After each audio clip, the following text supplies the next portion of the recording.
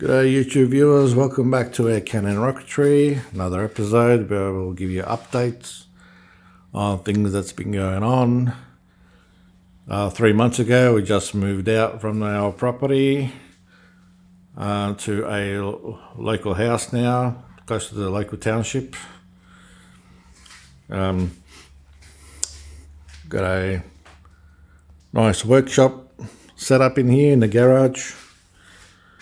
Just going to go over some things here that are the materials that I'm using for my rockets, for my air cannon. As you know, I like having these papers. They come in different colors that you can pick up from crafts shops. Sometimes you can pick it up from news agencies as well. Yesterday I bought 3 different colors, actually 4 colors: black, off-white, and a bit of a violet color here. Not sure how we're going to go with the visual. If you're going to launch them through blue sky or cloudy, will they show up in the sky? We're not sure. That's why we're going to build one of each, a rocket with one of each color. We all know that black is the best when it comes to visibility up in the sky, trying to track them down. The other color was red. As you can see, I built this yesterday, brand new. There's a couple of wrappings here.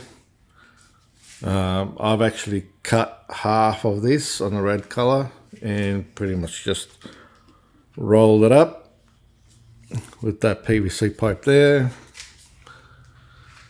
I haven't done the fins yet. Hopefully by tomorrow the fins will be done. So once again, I've put in the payload bay, all nice and secured. You got your double-sided tape here, and you got your hard foam that fits just perfect in the tube. When you're rolling up the tape, make sure you get a nice white tape. Don't go skinny ones when you're rolling this, because it's not going to be secured in place as it should. So just coming around here and check out my toolbox for my model rockets. So got a few things here. I just built this one yesterday. It was meant to go for my air cannon, but I decided that I'm switching over to a Estes motor, a C-class Estes motor. A great fit. And I'm using one of these Kmart ones as payload bay. The cap's down there, so it's easy to unscrew, put in your bugs, insects, whatever, and or anything pretty much, and screw it into place. The fins are on the table. I just haven't cut them yet to size.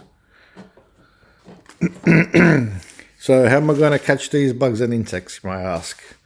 Okay, so I found this. If you're in Australia, you can find this at Bunnings Warehouse.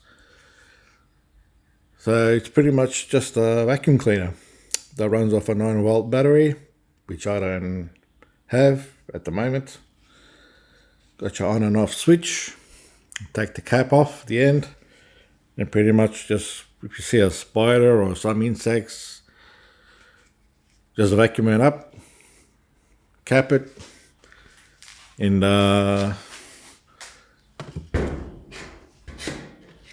oops, make sure that doesn't fall down.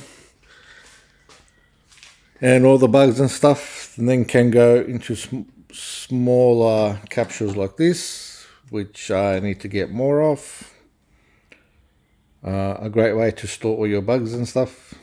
So the plan is to get a small box, chuck in maybe 6 of these. So you got maybe a tube of ants, maybe a tube of centipede, maybe another one. So during launch day, I've got everything in one spot ready to go.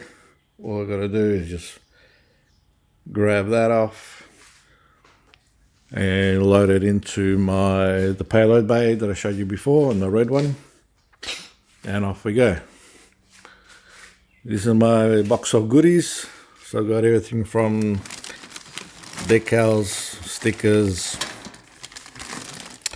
got a few tubes here as well, everything from my water rocket projects, which has been halted at the moment. Got some plastic containers, different types, different sizes. These are for my payload compartments.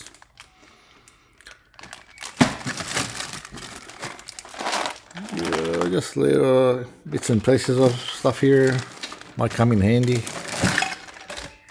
Plastic, PVC, caps, connections, come in handy.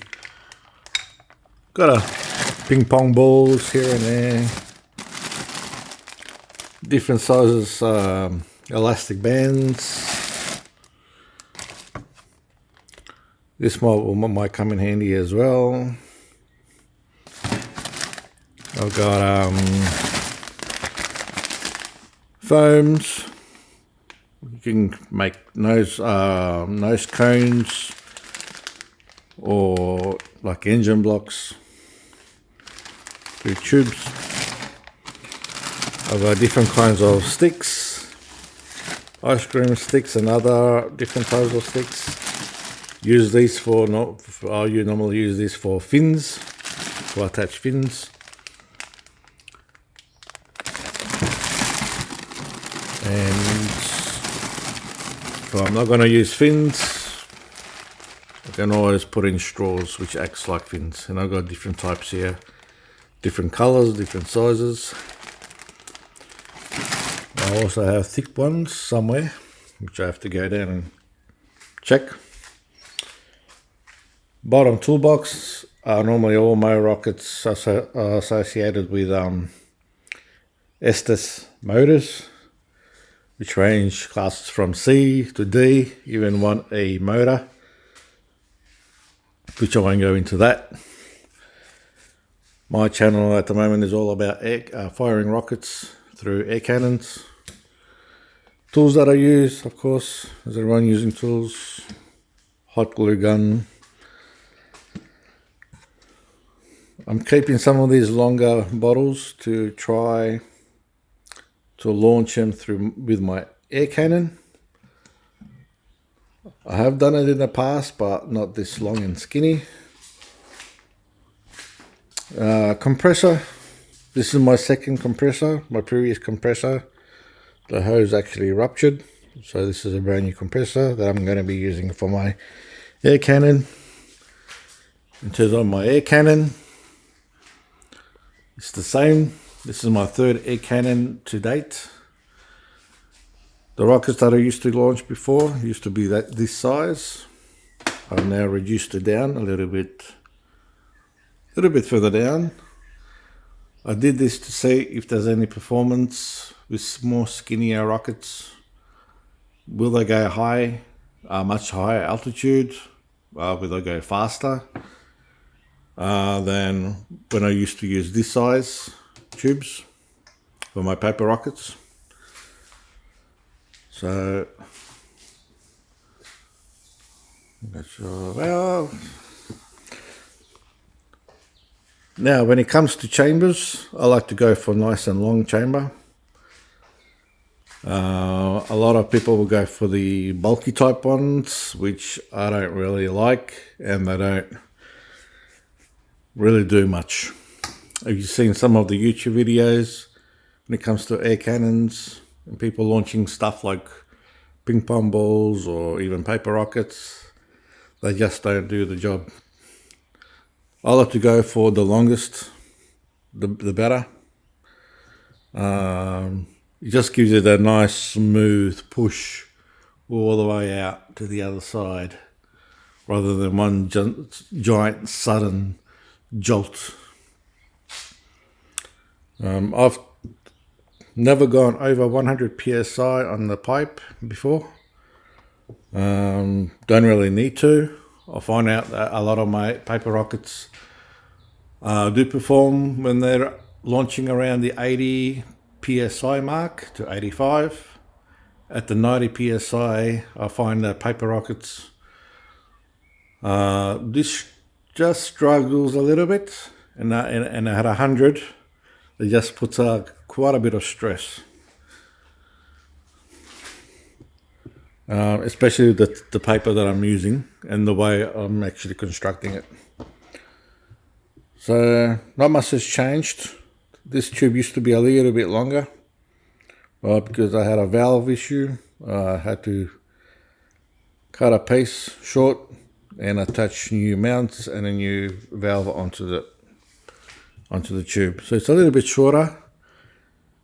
Does pump a little bit quicker, but I feel like I'm losing just a slight amount of performance when it comes to push and shove air through the tubes and pushing that rocket into those necessary altitudes. So I recently moved here. I'm not going to be launching from my backyard, but there is a great park just behind that fence, which gives me a lot of room to fly around and move around. I can launch it in any angle I want. So the best weather for me to launch these rockets are normally during the summer times, the hotter days, the days and times where hot air rises. As everyone knows, they do tend to have a more hang time in the air than during the colder, denser air during the winter time. So it's November at the moment. Summer's pretty much here, but not quite there as yet. So I'm looking forward to some of those hotter days now where I can get more hang time, as I said. I'm not making too many paper rockets like I used to do before. After looking at a couple of videos from the past, I know what design is the best for those long hang times and altitude flights, like with the really high altitudes. I like to mention some of the rockets such as the Electron 3, the Delta 4, the Delta, the ones that really have some really good air time. So I'm trying to copy all that. This is an old one. This has no name. I don't seem to remember how this actually went during the flight. But I can't use this because when we moved here, there's been some damage there on the body. But yeah, looking forward now for those hotter days, and I'll keep you up to date with what I'm doing on the next episode. So till then, catch you later.